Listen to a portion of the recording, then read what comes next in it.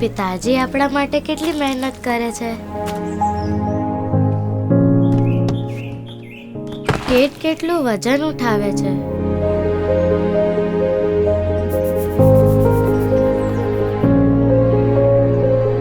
કેટલો પરસેવો પાડે છે.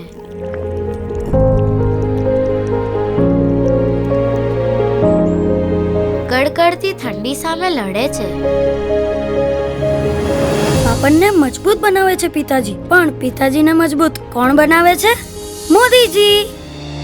1.5 ગણી MSP આપીને, કિસાન સન્માનનો ઉપહાર આપીને, ઓનલાઈન માર્કેટ ખોલીને, પાક વીમાનું કવરેજ વધારીને, નેનો યુરિયાની મોટી તાકાત આપીને, બીજથી બજાર સુધી મજબૂત કડી જોડીને.